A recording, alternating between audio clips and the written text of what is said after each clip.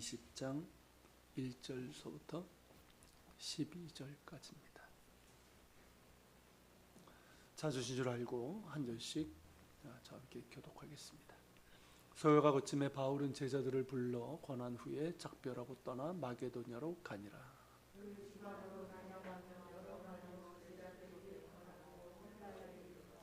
거기 석 달 동안 있다가 배 타고 수리아로 가고자 할 그때에 유대인들이 자기를 해하려고 공모함으로 마게도냐를 거쳐 돌아가기로 작정하니 아시아까지 함께 가는 자는 베레아 사람 브로의 아들 소가토와 데살로니가 사람 아리스라와 세군도와 더베 사람 가이모와 및 디모데와 아시아 사람 디모와 도로입니다. 그들은 먼저 가서 드로아에서 우리를 기다리려다. 우리는 불도저에 빌립보에서 배를 떠나 가세 안에 드로아에 있는 그들에게 어떤 먹습니다. 그 주간에 첫날에 우리가 떡을 떼려 하여 모였더니 바울이 이튿날 떠나고자 하여 그들에게 강론할세 말을 밤중까지 계속하매 유도라 하는 청년이 창에 걸터 앉아있다가 깊이 졸더니 바울이 강론하기를 더 오래 하며 졸음을 이기지 못하여 3층에서 떨어지거늘 일으켜 보니 죽었는지라.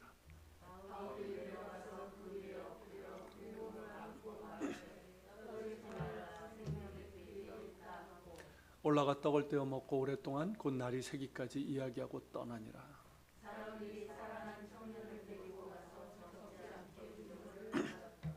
아멘. 위대한 이야기는 위대한 여행이다. 위대한 여정이다. 이런 말이 있습니다. 맞는 말인 것 같습니다. 인류의 위대한 이야기는 많은 경우 위대한 여행 속에서 주어지죠. 인류가 전 세계에 흩어진 것도 여행 아닙니까? 성경의 이야기도 위대한 여정입니다. 자, 믿음의 조상 아브라함의 이야기는 어떻게 시작됩니까? 본토 지적 아비 집을 떠나는 여행으로 시작이 되죠. 야곱의 이야기도 여행입니다. 비록 그가 잘못해서 그렇게 이제 떠났지만 다시 돌아오게 하는 모든 여정 속에 하나님의 은혜가 있죠. 요셉의 이야기도 마찬가지고요.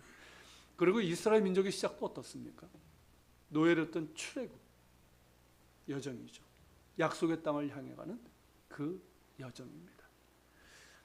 그리고 인류 역사의 가장 위대한 이야기, 예수 그리스도의 이야기죠. 그 이야기도 위대한 여행입니다. 하나님이 사람이 되어 이 땅에 오신 위대한 여정이고 또 동방박사들의 위대한 여행으로 시작이 되죠.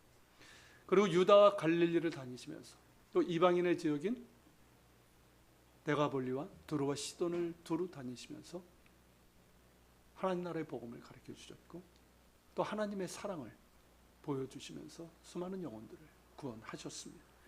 그리고 그 위대한 여정의 마지막은 골고다 언덕이죠.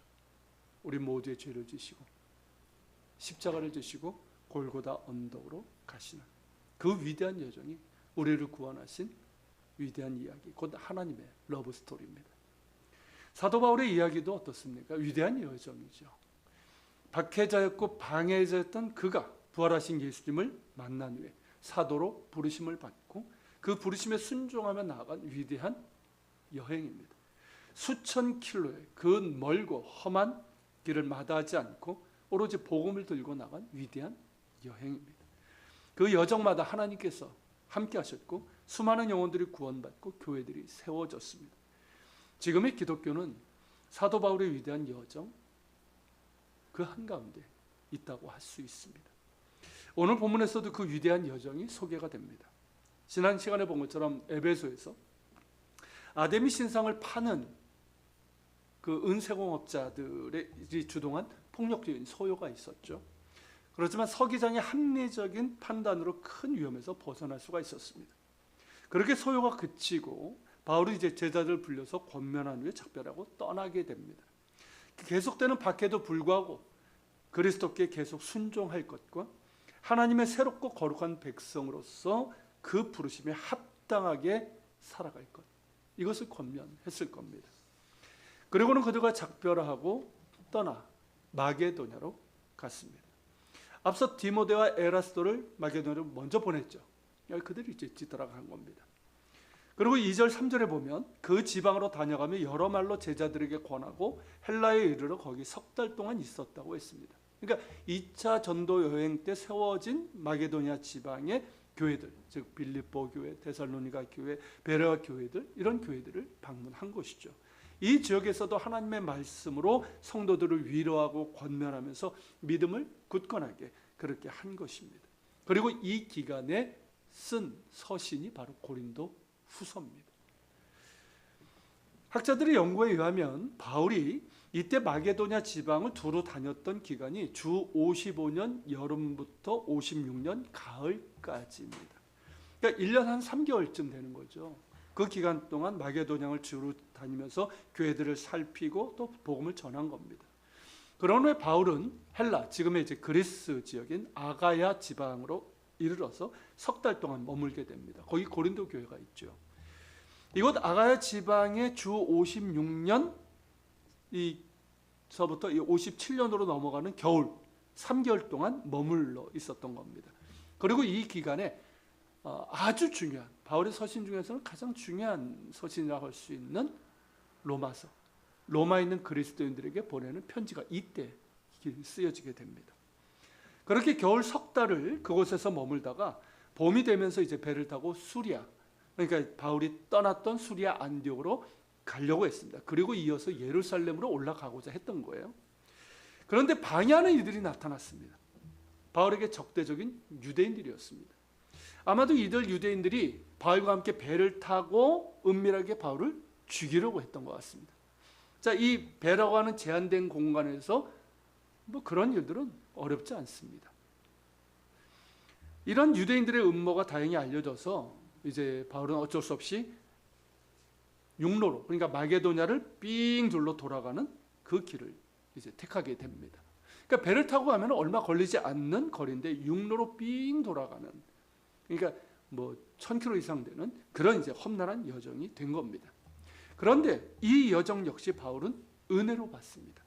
불평하거나 이렇게 만든 유대인들을 원망하지 않고 은혜로 받습니다. 그러면서 마게도냐에 있는 주의 제자들을 다시 만나게 되죠. 그러면서 또 말씀으로 위로하고 권면을 했습니다. 그리고 로마서 15장 19절에 보면 일루리곤까지 그리스도의 복음을 편만하게 전했노라 라고 말하고 있는데, 일루리곤 지금의 알바니아 지역입니다. 지도 한번 내려주시겠어요? 자, 저기에서 이제 에베소에서 저 위로 올라가는 그 코스 있죠? 정확하지는 않습니다. 저게 배로 일단 건너갔다가 다시 이제 육로로 간 것 같은데, 자, 한 칸 더 내려보십시오. 자, 저 위에 동그라미 쳐 있는 그 부분이 바로 일루리곤, 지금의 알바니아 지역입니다. 자, 저기는 그 당시에 이제 오지였습니다. 그러니까 이 그리스와 마게도냐에 있는 이 발칸 반도죠. 이 발칸 반도의 북서쪽 해안에 있는 지역인데 오지이고, 그리고 사도행전에는 생략되어 있지만 로마서 15장 19절은 여기까지 갔던 걸로 이야기를 하고 있습니다. 그러니까 이 지역까지 두루 다니면서 복음을 전한 거죠. 예전에 2003년에 이제 청년들과 함께 이 알바니아 단기 선교를 간 적이 있습니다. 그때 이제 알바니아에 있는 교회들 그리고 교인들이 뭘 자랑하냐면 사도 바울이 자기들의 땅인 이 일루리곤까지 와서 복음을 전한 것을 자랑하고 또한 감사하는 것을 보았습니다. 바울이 원했던 길이 막힘으로 해서 복음은 당시 오지라고 할 수 있는 일루리곤까지 전해지게 된 것이죠. 은혜로 받았을 때 은혜가 임한 겁니다. 때로 길이 막힐 때, 내 뜻대로 되지 않을 때, 장애물을 만날 때 그것을 은혜로 받기를 바랍니다. 거기에도 하나님의 뜻이 있습니다. 일전에 말씀드렸던 유대인 정신과 의사이자 심리학자인 빅터 프랭클의 죽음의 수용소라는 책 기억나시죠? 빅터 프랭클은 나치에 의해서 이제 수용소로 끌려왔고 자기 앞서서 가스실로 간 죄수라고 할 수 있는 거죠. 그 죄수복을 물려받았습니다. 그러니까 가스실에 실려가서 죽으면 그 옷을 물려받는 시기였다는 거예요. 그런데 그 죄수복 주머니 구석에 구겨진 종이가 있었고 그걸 펴보니까 쉐마 이스라엘이 써 있는 거예요. 자, 쉐마 이스라엘 뭡니까? 들으라 이스라엘. 우리 주 하나님은 오직 한 분이신 하나님이시니 너는 마음을 다하고 뜻을 다하여 힘을 다하여 주 하나님을 사랑하라. 신명기 6장 4절서부터 9절까지의 말씀입니다. 유대인들이 가장 중요하게 여기면서 예배 때마다 기도 때마다 암송하는 성경 구절입니다. 우리의 주기도문과 같은 그런 거죠. 이 성경 구절이 빅터 프랭클에게 간 것은 우연일 수 있습니다. 하지만 그는 이것을 우연이 아니라 이곳에서 살아내라는 하나님의 뜻으로 받아들였습니다. 그렇게 빅터 프랭클은 죽음의 수용소에 절망하지 않았고 오히려 말씀을 외우며 기도하며 희망을 노래했고 자신의 고통을 의미 있는 고통으로 만들었습니다. 마침내 자유의 몸이 되었을 때 수용소 밖에 들판에 나가 이런 기도를 드렸습니다. 저는 저의 비좁은 감옥에서 주님을 불렀습니다. 그리고 주님은 이 자유로운 공간에서 저에게 응답하셨습니다. 빅터 프랭클 같은 극단적인 고난은 아닐지라도 우리의 삶에서 겪는 숱한 어려움이 있습니다. 때로는 길이 막히고 내 뜻대로 되지 않고 실패하고 장애물을 만날 때가 있습니다. 왜 내가 여기 있는 걸까? 왜 하나님이 나를 이곳에 이 자리에 있게 하신 걸까? 할 때가 있습니다. 하지만 그때도 은혜로 받고 당장에는 알 수 없지만 분명 의미가 있고 삶의 가치가 있음을 잊지 말아야 할 것입니다. 고난의 뜻이 있는 것처럼 내가 있는 삶의 자리에도 뜻이 있습니다. 그러기에 언제나 은혜로 받으십시오. 감사함으로 받고 희망으로 받길 바랍니다. 어떤 상황 가운데서도 절망하지 않고 오히려 희망을 이야기할 수 있고 아름다움과 생명을 이야기할 수 있고 감사하는 삶의 태도를 선택하는 이 자유, 은혜로 받을 수 있는 이 자유를 누릴 수 있는 우리 모두가 될 수 있기를 소망합니다. 거기에 은혜가 임합니다. 자, 바울이 원했던 여정은 막혔지만 어땠습니까? 그래서 정말 멀고 험한 여정이 되었지만 그로 인해서 마게도냐 지방의 교회들이 더욱더 굳건하게 설 수 있었고 그 오직 일루리곤까지 복음이 전해지게 된 겁니다. 또한 이 지역의 교회들이 예루살렘 교회를 위한 구제 헌금을 하는 은혜도 임하게 됩니다. 당시 예루살렘 교회는 그 지역에 큰 흉년이 들게 되면서 굉장히 어려움을 겪고 있었습니다. 박해론에서 다 떠나고 얼마 되지도 않는데 큰 흉년이 드니까 굉장히 어려웠어요. 이들을 돕기 위한 구제 헌금이 모아지게 된 겁니다. 이 역시 어떻습니까? 은혜죠.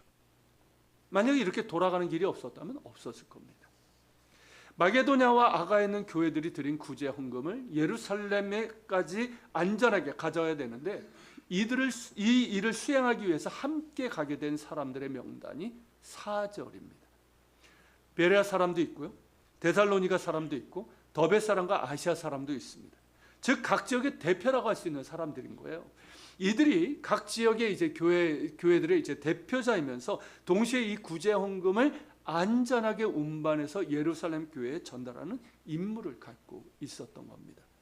또한 이들은 사도 바울이 이 지역에 복음을 전하면서 얻은 선교의 열매인 것이고요. 또한 그들이 동역자가 된 거예요. 얼마나 귀한 사람들입니까? 사도 바울에게 얼마나 큰 위로와 기쁨이 되었겠어요. 그리고 마침내 사도행전의 저자인 누가가 합류하게 됩니다. 5절에서 그들이 먼저 가서 드로아에서 우리를 기다리더라 이렇게 되어 있죠. 다시 여기서 우리라는 말이 나옵니다. 그러니까 누가를 포함시키는 거죠. 그러니까 빌립보까지 바울과 함께 갔다가 거기에 남아서 빌립보 교회를 돌봤던 누가가 마침내 바울 일행에 합류하게 된 것이죠. 그렇게 바울 일행은 누가가 합류하면서 예루살렘으로 향하는 여정이 이제 시작됩니다. 빌립보에서 배를 타고 닷새 만에 드로아에 도착했습니다. 아마 역풍을 만난 것 같아요. 그렇게 드로아에 도착했고 드로아에 세워진 교회를 방문해서 일주일간 머물게 됩니다. 그런데 이 여정에 불쑥 끼어든 이야기가 나옵니다. 어찌 보면 뜬금없고 갑작스럽고 그렇지만 이렇게 보면 감동적인 이야기죠. 바로 유두고라고 하는 이 청년 이야기입니다. 7절부터가 그 내용인데 자, 그 주간 첫날에 우리가 떡을 떼려 하여 모였다고 했습니다. 그러니까 그 주간 첫날, 절 보세요. 그 주간 첫날 일요일, 곧 주일을 말합니다. 자, 사도행전의 저자 누가는 앞에서는 이제 그 유대인식의 이 날짜 계산법을 썼어요. 그런데 여기서는 로마식 날짜 계산법을 따르고 있습니다. 즉 그러니까 유대인들은 어떻게 계산하죠? 하루를? 해가 지면서 시작되고 다음날 해가 지면서 끝나는 거란 말이죠. 근데 여기서는 로마식, 그러니까 우리식이에요. 그러니까 로마식은 아침 6시를 하루의 시작으로 봅니다. 그걸 따르고 있어요. 왜냐하면 지금 모인 사람들이 이방인 신자들이기 때문입니다. 자, 예루살렘 초대교회의 경우에는 유대인들의 교회였고, 그리고 유대인들의 전통에 따라서 안식일인 토요일에 예배를 드렸어요. 그리고 그 다음날 예수님께서 안식 후 다음날, 그러니까 일요일에 부활하셨기 때문에 그걸 기념을 해서 주의 날이라고 이제 부르면서 그날 또 모였습니다. 모여서 이날은 성찬, 주의 성찬을 포함한 만찬을 중심으로 한 예배를 드렸어요. 그렇게 이제 토요일과 일요일 두 번 예배를 드렸습니다. 그러다가 이제 복음이 이방인 지역에 전해지면서 이방인들의 이제 교회가 된 거죠. 그러면서 토요일보다는 일요일, 즉 주일에 모이는 것이 일반화되었습니다. 자, 이스라엘 땅의 경우는 안식일인 토요일에는 일체 노동이 금지되어 있잖아요. 그렇기 때문에 모이는 것이 어렵지 않습니다. 근데 이방인 지역에서는 어떨까요? 일주일에 하루를 쉰다? 그런 개념, 그런 관습이 없었어요. 이건 나중에 기독교가 공인되고 나서 된 거예요. 그런 게 없었단 말이죠. 즉, 뭐 일주일에 하루를 쉰다는 것은 뭐 귀족에게나 해당되는 일이지 일반 사람들에게는 해당되는 일이 아니었습니다. 당시 복음을 듣고 그리스도인이 된 이방인들 대다수는 어땠습니까? 일주일 내내 일해야 되는 사람들이고요. 그러니까 어떻습니까? 저녁에 모이는 것이 용이했던 거예요. 물론 일요일, 곧 주일 이른 아침에도 예배를 드렸습니다. 주일 이른 아침에 한번 예배 드리고 저녁에 예배를 드렸던 거예요. 근데 이제 되게 이제 가난한 사람일수록 어떻습니까? 이른 아침에 나가서 일을 하잖아요.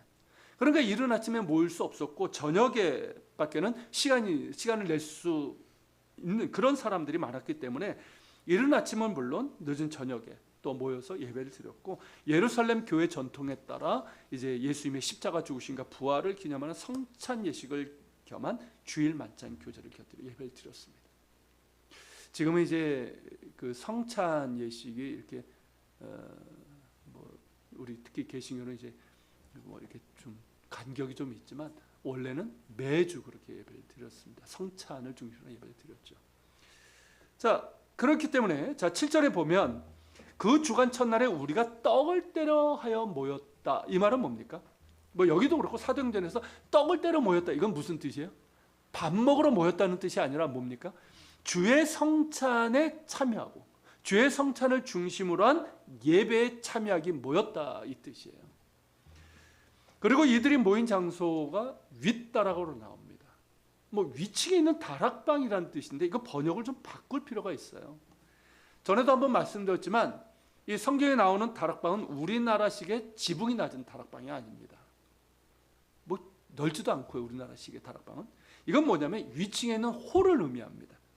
그러니까 1층에는 주로 이제 방과 주방이 있었고요. 2층에 똑같은 이제 넓이로 홀을 만들어서 어떤 연회나 모임, 공동식사 이런 것들을 했단 말이죠. 물론 어느 정도 여유가 있는 집의 경우입니다. 자, 예루살렘의 마가의 다락방 역시 어떻습니까? 2층의 넓은 홀이에요. 뭐 지금 가보면 그 자리에 이제 똑같은 넓이의 그 장소가 있는데 이곳에서 예수님의 제자들이 함께 유월절 만찬이 있었고 오순절 성령 강림이 임하면서 첫 번째 교회가 된 곳이죠. 예루살렘 교회 첫 번째 교회가 된 곳이에요. 자, 이곳의 교회는 어땠습니까? 드로아의 교회는 3층이었어요. 그리고 8절에 보면 등불을 많이 켰다고 되어 있어요. 이 뜻은 뭡니까? 넓었다는 얘기죠. 굉장히 넓었다는 거예요. 그러니까 이 드로아에 있는 신도들 가운데 부유한 사람의 집이었고 당시에는 어떻습니까? 가정교회였잖아요. 그러니까 좀 넓은 공간이 있는 교인 집에서 모여서 예배를 드렸단 말이죠. 그런 모습이에요. 자, 이 본문이 교회사적으로 중요한 의미를 갖고 있는 게 뭐냐면 당시 그리스도인들이 이 주일에 예배를 위해서 정기적으로 모였다는 사실을 확실하게 보여주는 가장 최초의 초기의 기록이기 때문입니다. 그러니까 주일이 이제 근거죠. 주일 예배. 그리고 이제 어떤 형식으로 예배를 드렸는지도 보여주고 있습니다. 당시 이방인 지역의 교회들은 주일 아침과 이제 늦은 저녁에 예배를 드렸고요. 늦은 저녁에 더 많은 사람들이 모일 수 있었습니다. 그리고 예배 때마다 말씀드린 것처럼 성찬 예식이 행해졌고 공동체가 함께 식사할 수 있는 만찬이 준비되었어요. 뭐 이 지역은 뭐 그 빵과 포도주가 식사의 중심 아닙니까? 그러니까 이제 그렇게 이제 빵과 포도주로 이제 성찬을 하고 같이 이제 식사를 하게 되는 거예요. 그러니까 일을 마치고 오는 사람들이 성찬 예식에 참여하고 함께 음식을 먹는 공동체 식사가 이루어진 거죠. 기본적으로 교회는 밥상 공동체였던 겁니다. 지금도 교회에서 함께 식사를 하는 것이 이런 전통으로 이어지고 있는 거예요. 그냥 때가 됐으니까 밥 먹는 게 아니에요. 이해가 되십니까? 그러니까 함께 예배하고 함께 주의 성찬에 참여한 지체들이 주의 사랑과 은혜를 기뻐하면서 먹고 나누는 공동체 식사이고 사랑의 식사예요. 그래서 여러분 초대교회 때는, 초기 교회 때는 이 같이 식사하는 이거를 뭐라면 아가페 식사라고 그랬어요. 아가페가 뭡니까? 사랑이죠. 사랑의 식탁인 거예요. 이거예요. 그래서 교회는 밥상 공동체입니다.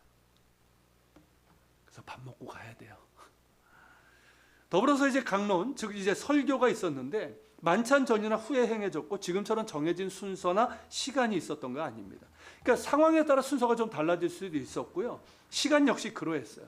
성찬 예식과 공동체 식사, 찬양 설교가 이 전체가 포함되면서 몇 시간 동안 그렇게 예배가 진행되었습니다. 지금처럼 뭐 1시간 이런 거 없었어요. 기본이 3시간이었어요. 자, 본문에 나타난 예배의 경우는 먼저 이제 설교가 있었던 것으로 보입니다. 바울의 설교가 있었고 이어서 성찬과 만찬, 이 공동체 식사가 있었고 그 외에도 계속해서 설교 나눔이 있었어요. 자, 이날은 특별한 날이었습니다. 바울이 그 다음 날 떠나기로 되어 있었기 때문이에요. 그런 가운데 바울이 이제 설교를 했고 밤주까지 설교가 이어졌습니다. 자, 지금까지 우리가 사도행전을 통해서 그의 서신을 통해서 우리가 보는 바울이라면 어떻습니까? 기회가 되면 복음을 전하려고 했어요. 정말 뜨거운 복음에 대한 뜨거운 열정을 가지고 있었던 사람이에요. 이날도 그랬습니다. 게다가 이제 이들을 다시 볼 것이라는 기약이 없는 거예요. 앞장에서 바울이 뭐라고 얘기했습니까? 내가 로마도 보아야 하리라. 그러니까 지금이 이들을 볼 수 있는 마지막 시간인 거예요. 그런 까닭에 바울은 이들에게 전하고자 하는 말씀이 많았던 거예요. 그러니까 어떻습니까? 바울의 설교가 계속 이어지고 한밤중까지 이어지는 거예요. 사람들 역시 그 말씀을 듣느라고 배고픈 줄도 모르고 그렇게 시간이 가고 있었어요. 그런데 그때 갑작스런 사고가 일어난 겁니다. 유도고라고 하는 이 청년이 창에 걸터 앉아 있다가 깊이 졸았고 그러다가 3층에서 떨어져 죽고 만 거예요. 이를 보면서 뭐 설교 시간에 졸면 안 된다 하시는 분들이 있는데 누가가 이 사건을 기록한 것은 유두고라는 청년이 설교 시간에 좋은 것을 책망하기 위해서가 아닙니다. 훨씬 중요한 의미가 담겨 있어요. 물론 설교 시간에 조는 것은 그렇게 좋지 않고 그것이 습관이 되는 것은 영적으로 문제가 있습니다. 주의 깊게 잘 듣는 것이 중요합니다. 그게 습관이 돼야 돼요. 잡념 막 들고 막 이게 조는 거, 이게 습관이 되는 거 굉장히 영적으로 문제가 있어요. 주의 깊게 잘 듣는 것이 습관이 돼야 됩니다. 할렐루야. 자, 그렇다면 왜 유도고라 가는 청년은 창에 걸터 앉았을까요? 뭐 지금처럼 이 창이 유리창으로 되어 있거나 안전장치가 있었던 게 아니에요. 그리고 이제 2층 다락방은 어떻습니까? 그냥 뻥 뚫려 있는 거예요. 날도 뭐 그 지역이 좀 덥기도 하고 뻥 뚫려 있는 거예요. 거기에 앉아 있다? 위험해질 수 있는 곳이죠. 게다가 3층 아닙니까? 그런데 왜 유두고라는 청년은 창에 걸터 앉은 걸까요? 아, 어른들은 뭐 자리에 앉고 자기는 젊으니까 앉았다? 참 예의 바른 청년이래 라고 생각할 수 있겠고, 혹은 늦게 왔으니까 자리가 없어서 창에 걸터 앉았겠지, 그런 생각을 할 수 있을 겁니다. 그에 대한 보다 정확한 이유는 뭐냐면 그의 이름에서 볼 수가 있어요. 자, 유두고, 정확하게 유티코스인데 이 이름이 흔히 노예 이름으로 사용이 되었습니다. 그러니까 노예들에게 붙이는 이름인 거예요. 그 뜻이 뭔지 아십니까? 운이 좋다. 운이 좋다.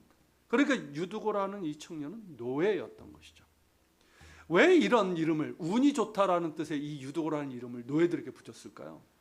자, 노예로 끌려온 사람들, 노예가 된 사람들은 전쟁이든 가난이든 뭐 반란의 대가든 이런 것 때문에 이제 노예가 되는 건데, 그래도 죽지 않았잖아요. 죽지 않고 노예가 됐다? 이건 운이 좋다는 거예요, 그 당시에는. 그리고 노예로서 중간에 죽지 않고 흔히 말하는 뭐 제명대로 나이 들어서 죽는, 이건 굉장히 운이 좋은 경우거든요. 그렇게 그런 운을 구해야 되는 사람이었던 거예요.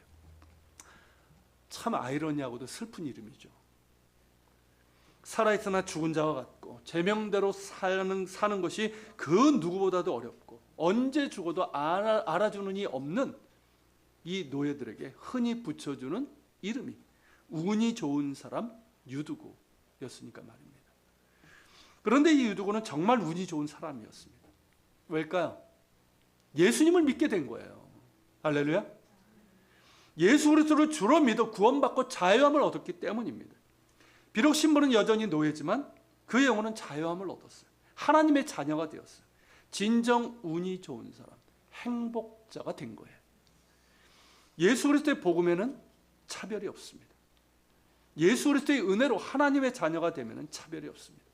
그가 왕이든 귀족이든 평민이든 노예든 차별 없이 하나님의 자녀입니다.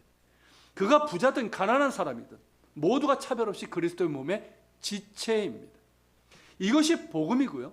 복음의 은혜이고 능력입니다. 여러분, 이 일이 벌어진 거예요. 아무도 상상할 수 없었던 일이에요. 혁명적인 일이에요. 자유인과 노예가 그리스도 안에서 형제 자매가 되는 이 엄청나고 믿기지 않는 일이 일어난 거예요. 유대인과 이방인이 서로 원수처럼 지내던 이들이 그리스도 안에서 한 세 사람이 되는 이 놀랍고도 기적 같은 일들이 일어나게 된 거예요. 남자 여자가, 여자는 뭐 사람 취급도 안 하지 않았습니까? 남자 여자가 그리스도 안에서 차별 없고 서로 존귀하게 여기는, 성적인 쾌락의 대목으로 보는 것이 아니라 정말 서로를 존귀하게 여기면서 사랑하는 이 놀랍고도 아름다운 일들이 일어나게 된 거예요. 어디에서? 교회에서 말이에요. 복음을 통해서. 이 복음 안에서 우리는 자유함을 얻습니다. 모든 차별을 거부하고 그리스도의 사랑 안에서 형제 자매가 되고 한 몸이 될 수 있습니다. 그리스도의 사랑 안에서 함께 예배하고 함께 주의 성찬에 참여하고 함께 밥상 공동체를 이룹니다. 이것이 교회 능력이고 정체성인 거예요. 교회가 가장 건강하고 아름다고 복될 때는 이런 복음의 능력이 교회 안에 충만할 때입니다. 사람들 많을 때 아니에요. 건물 클 때가 아니에요. 이럴 때. 초대교회가 왜 그토록 건강하고 아름답고 복된 교회, 그리고 세상을 뒤바꾼 그런 교회가 될 수 있었습니까? 이런 복음의 능력으로 충만했기 때문이에요. 자기를 주장하고 내가 더 높다, 더 귀하다 이런 거 주장하지 않았단 말이에요. 이 복음의 정신으로 살았던 거예요. 그리스도의 복음 안에서 차별 없이, 편견 없이 서로를 받아주고 사랑하고 섬겨주면서 한 몸을 이루었기 때문에 가능할 수 있었던 거예요. 여러분, 노예인 유두고가 바로 여기에 있다는 것이 이것을 보여주는 거예요. 자, 이전까지는 이런 자리, 이런 공동체는 없었어요. 어떻게 자유인과 노예가 한 장소에서 함께 식사를 하고 함께 어울려 형제 자매라 할 수 있겠습니까? 이런 자리가 없었던 거예요. 그 놀라운 일이, 이 기적적인 일이 벌어지고 있는 현장입니다. 하지만 노예였던 유두고는 하루 종일 일을 해야만 했습니다. 지금처럼 일요일이 뭐 휴일이 아니거니와 노예에게는 휴일이 없습니다. 크게 아프거나 뼈가 부러지거나 하지 않는 한 휴일이 없습니다. 뭐 아파도 일을 해야 되는데, 이른 아침부터 하루 종일 고된 일을 해야 됐고 당연히 늦게 올 수밖에 없습니다. 다른 사람들보다 더 늦었을 겁니다. 어쩌면 아직도 자신이 노예라는 것으로 인해서 조심스럽게 행동했을지도 모릅니다. 그죠? 그리스도 안에서 자유함을 얻고 형제 자매가 되었지만 당신은 어떻습니까? 엄격한 계급사회란 말이죠. 거기에서 여전히 의식될 수밖에 없는 거예요. 그러니 늦게 와서 앉을 만한 자리도 없었을 뿐더러 자신의 신분 때문에 창에 걸터 앉았을 겁니다. 자, 유두고는 바울의 설교를 들으려고 애썼을 겁니다. 지금 예배하러 온 거거든요. 말씀을 들으러 온 거예요. 그런데 노예이기 때문에 일을 했고 그날도 하루 종일 일을 하고 왔습니다. 피곤합니다. 자꾸만 눈이 감기기 시작하는 거예요. 그날따라 또 바울의 설교가 길어지니까 어떻습니까? 더 그런 거예요. 저절로 눈이 감길 지경입니다. 게다가 모인 사람들이 많으니까 어떻습니까? 사람들이 뿜어내는 열기가 있습니다. 그리고 8절에 보니까 등불을 많이 켰다고 했는데 기름 등불이에요. 자, 기름 등불을 켜면 어떻습니까? 연소된 탁한 공기가 여기를 채워지게 되고 그리고 창 쪽으로 가게 됩니다. 그러니까 창에 걸터앉은 유두고는 본의 아니게 탁한 공기를 접하게 되고 연소되면서 나온 일산화탄소를 마시게 되는 것이죠. 그러니까 더 졸음에 빠지고 만 것이고 급기야 깊이 졸게 됐고 3층에서 떨어지고 만 겁니다. 이런 정황으로 보면 졸다가 창밖으로 떨어진 것은 당연했습니다. 자, 이 일이 일어나자 큰 소동이 일어났습니다. 사람들이 놀라고 혹은 비명을 지르고 많은 사람들이 아래로 뛰어내려갔습니다. 바울 역시 설교를 중단하고 아래로 내려갔습니다. 먼저 사람들이 보니 어떻습니까? 유두고가 죽었습니다. 죽은 것 같은 것이 아니라 죽었습니다. 일으켜 보니 죽었는지라. 이게 의사인 누가의 진단이에요. 죽은 것 같은 게 아니에요. 죽었어요. 정확한 진단입니다. 그런데 바울은 죽은 유두고 위에 엎드려서 그 몸을 안습니다. 마치 누가 같습니까? 엘리야가, 그죠? 사르밧 과부의 아들에게 한 것처럼, 그리고 엘리사가 이 수넴 여인의 아들에게 한 것처럼 바울은 유두고의 시신 위에 엎드려 그 몸을 안았습니다. 그리고는 사람들에게 떠들지 말라. 생명이 그에게 있다고 했습니다. 이 말은 그가 3층에서 떨어졌음에도 아직 살아있다는 뜻이 아니라 바울이 그를 끌어안았을 때 주께서 유두고를 다시 살게 하셨다는 뜻입니다. 그리고는 그들 모두가 3층으로 올라가서 성찬 예식을 겸한 만찬을 나눴습니다. 그리고 바울은 계속해서 말씀을 전했고 성도들은 질문도 하고 대답도 하면서 그렇게 오랫동안 예배를 드렸습니다. 날이 새기까지 말이에요. 그리고 사람들은 살아난 청년 유두고를 집으로 데려가면서 큰 위로를 받았습니다. 이것이 본문에 기록된 유두고라는 청년과 관련된 이야기입니다. 자, 그렇다면 누가는 왜 이 이야기를 기록한 걸까요? 자, 바울의 그 여정, 말씀드린 것처럼 1년 6개월의 짧지 않은 그 선교 여정은 짧게 요약을 하고 있는데 왜 이 이야기는 자세하게 기록하고 있는 걸까요? 분명 성령께서 이 이야기를 통해서 우리에게 말씀하시고자 하는 것들이 있습니다. 그 첫째는 예배입니다. 예배 안에 유두고가 있는 거예요. 예배 안에 죽음과 부활의 생명이 있는 겁니다. 물론 이 사건은 매우 특별한 사건입니다. 일반화시킬 수 없습니다. 하지만 이 사건은 우리가 하나님의 얼굴을 구하며 드리는 예배 가운데 어떻게 예수 그리스도의 부활의 생명이 임하는가를 보여주고 있습니다. 유두고가 3층에서 떨어졌다라고 했을 때 헬라어 단어가 피프토인데 뜻이 뭔지 아십니까? 파멸하다, 절망하다, 끝나다라는 뜻이에요. 파멸됐습니다. 그의 생명이 끝났습니다. 그리고 사도 바울이 3층에서 떨어진 유두고의 몸에 엎드렸다고 그랬잖아요. 이 엎드렸다라는 이 단어가 에피피프토입니다. 자, 앞서 얘기했던 피프토 위에 에피라는 접두사가 붙여진 거예요. 그리고 뜻이 뭐냐면 덮다라는 뜻이에요. 엄몰하다, 밀어닥치다라는 뜻이에요. 무엇을 보여줍니까? 유두고는 3층에서 떨어져서 그 생명이 파멸됐습니다. 끝났습니다. 절망입니다. 그런데 예수 그리스도의 부활의 생명이 죽음 위에 덮었습니다. 예수 그리스도를 살리신 하나님의 생명이 죽음 위에 밀어닥친 거예요.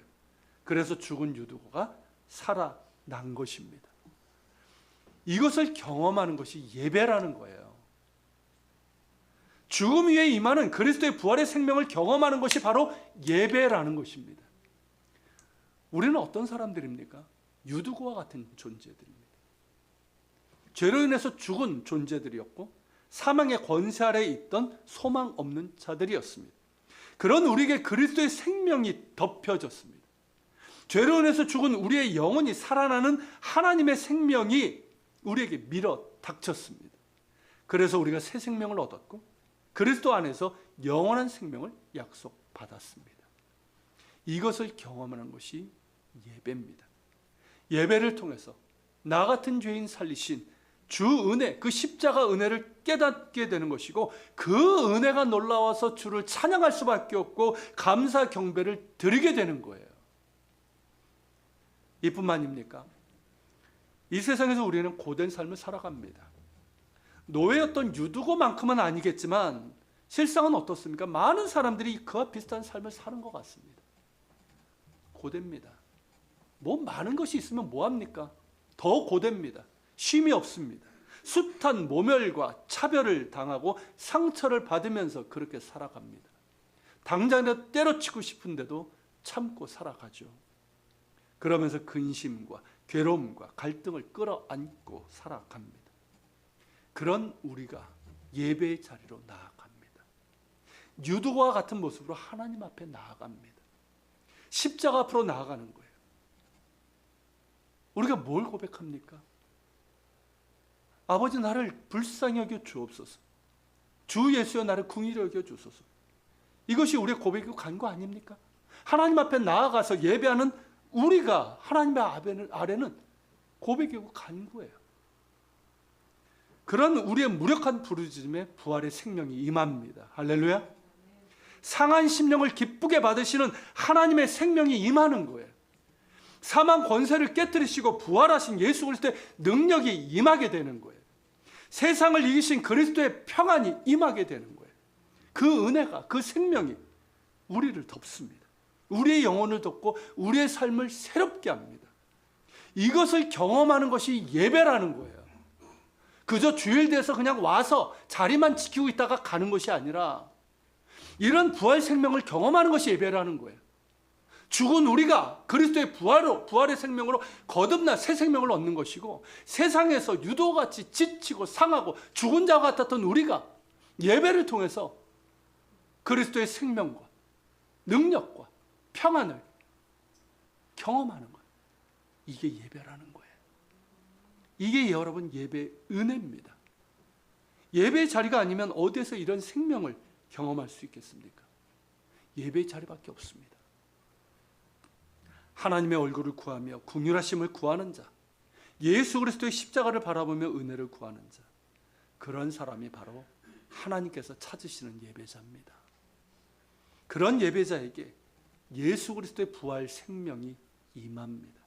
능력으로 임합니다. 예배자가 되십시오. 예배 한가운데 유두고가 있었던 것처럼 예배 한가운데 여러분 자신을 하나님께 드리십시오. 십자가 앞에 여러분 자신을 드리세요. 마음을 쏟아 놓으세요. 상한 심령을 깨트리는 여러분 되시기를 바랍니다. 그리스도의 부활의 생명이, 세상을 이기신 그리스도의 능력이, 모든 지각에 뛰어나신 하나님의 평강이 여러분들의 영혼을 덮으실 것입니다. 예배자가 되십시오. 또한 성령께서 이 사건을 통해서 우리에게 말씀하시는 바는 한 영혼의 가치예요. 바울은 그리스도의 부르심에 따라 땅끝까지 복음을 전했습니다. 그의 선교의 여정은 실로 위대합니다. 그 멀고도 험한 길을 기쁨으로 갔습니다. 핍박과 고난과 굶주림과 추위와 고생을 감사하며 그 길을 갔습니다. 그 여정을 통해 수많은 영혼들이 구원받고 곳곳마다 교회가 세워졌습니다.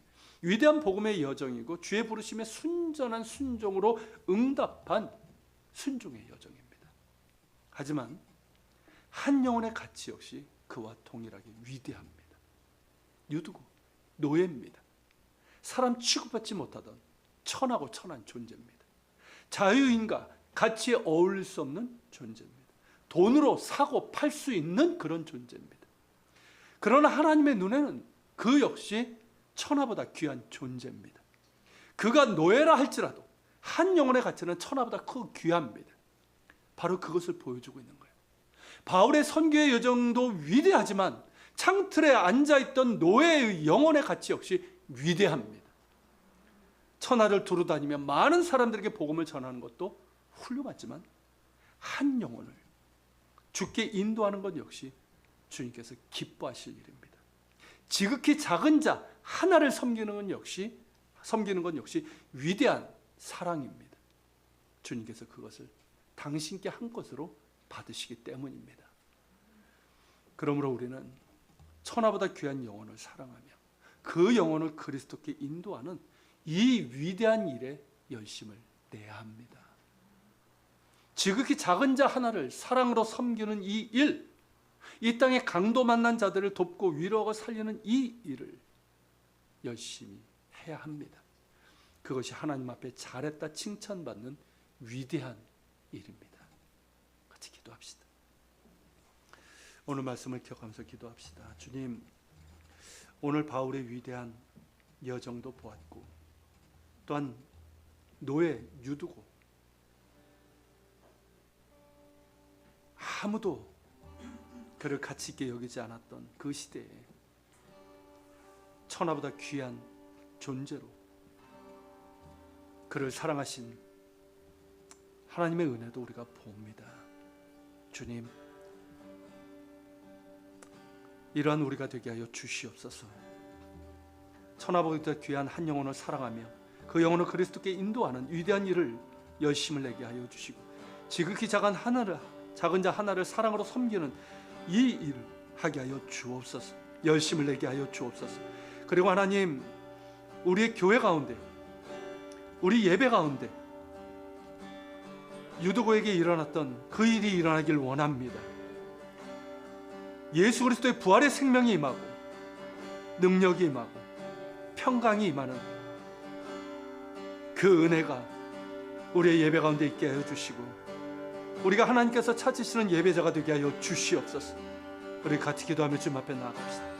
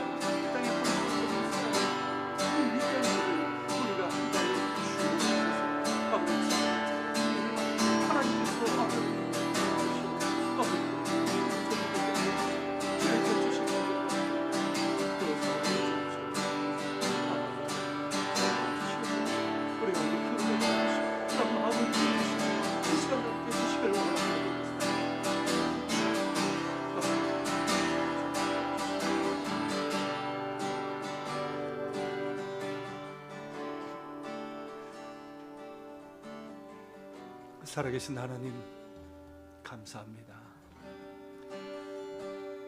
우리에게 차별 없는 하나님의 사랑, 이 예수 그리스도의 복음으로 우리를 구원하시고 하나님의 자녀가 되게 하시고 그리스도의 몸의 지체가 되게 하신 그 은혜 감사합니다. 우리가 이 복음의 은혜를 받아 싸움에 이 복음의 능력으로 충만한 교회가 되게 하여 주옵소서. 그 어떤 차별 편견 다 물리치게 하여 주시고 오직 그리스도의 사랑 안에서 서로를 용납하고 또 사랑하고 섬기며 한 몸 한 마음 되는 그런 공동체가 되게 하여 주옵소서. 우리의 밥상 공동체도 축복해 주시어서 단순히 먹고 마시는 것이 아니라 그 가운데 그리스도의 은혜 사랑을 나누며 기뻐하며 또 서로를 사랑하는 사랑의 교제가 되게 하여 주시옵소서. 주님, 우리의 예배 가운데 유두고에게 임했던 예수 그리스도의 부활의 생명이 임하는 은혜가 있길 원합니다. 우리가 예배 드릴 때마다 주님, 부활의 생명이 세상을 이기신 그리스도의 능력이 모든 지각에 뛰어나신 하나님의 평강이 우리의 영혼을 덮게 하여 주시고 우리의 삶을 새롭게 하여 주시길 원합니다. 예배자가 되게 하여 주시옵소서. 하나님 찾으시는 예배자가 되게 하여 주옵소서. 바울의 위대한 선교의 여정도 있지만 유도라고 하는 한 영혼의 가치도 우리가 보게 하여 주소서. 우리가 멀리 나가 선교하지 못할지라도 내 주위에 있는 한 영혼을 사랑하게 하시고 그 천하보다 귀한 영혼 그리스도께 인도하는 이 위대한 일에 열심을 내게 하여 주시옵소서. 세상 모든 사람을 사랑하며 섬기진 못하지나 지극히 작은 자 하나를 죽게 하듯 하는 이 위대한 사랑을 하게 하여 주시옵소서. 예물을 주께 드립니다. 10의 1조를 드리고 감사의 예물을, 주일의 예물을, 선교의 예물을 주께 드립니다. 흠양하여 주시고 드린 이들에게 크신 은혜를 허락하여 주옵소서. 이것이 쓰여지는 것마다 주의 영광이 나타나길 원합니다. 이제는 우리 주 예수 그리스도의 은혜와 아버지 하나님의 그 크신 사랑과 성령님의 감화 감동 역사심이 위대한 여정 그리고 예배 그 가운데 있는 유두거를 통해서 성령께서 우리에게 말씀하신 바를 깨닫고 또한 그 말씀에 따라 순종하며 살아가기를 다짐하는 우리 모든 지체들 머리 위 이들의 삶 가운데 함께 하시기를. 이 땅에 있는 교회들, 조국 대한민국과 북한 땅, 이스라엘과 우크라이나 또한 지진을 피해를 입은 그 땅 가운데 함께 하시기를 간절히 축원하옵나이다.